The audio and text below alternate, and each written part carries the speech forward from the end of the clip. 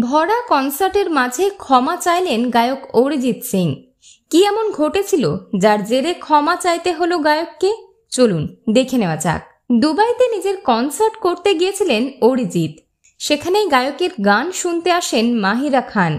পাকিস্তানি অভিনেত্রী ভারতের শাহরুখের বিপরীতেও কাজ করেছেন, আর সেই ছবিতেই জালিমা নামে অরিজিতের কণ্ঠে একটি গানও রয়েছে, যা যথেষ্ট জনপ্রিয় হয়েছিল। অরিজিতের মঞ্চের পাশেই ভিআইপি আসনে বসেছিলেন সেই পাকিস্তানি অভিনেত্রী। প্রথমবার তাকে দেখে চিনতে পারেননি অরিজিৎ। পরে বুঝতে পেরে শোয়ের মাঝে গান থামিয়ে অরিজিৎ বলে ওঠেন, আমার সামনে বসে রয়েছেন মাহিরা খান।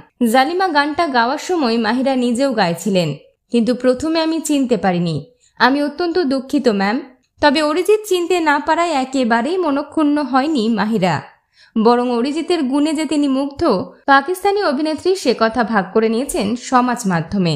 অরিজিতের প্রশংসায় পঞ্চমুখ হয়ে অভিনেত্রী বলেছেন, ওর মতো একজন শিল্পীর গান শোনা মানে একরাশ মুগ্ধতা নিয়ে ফেরা।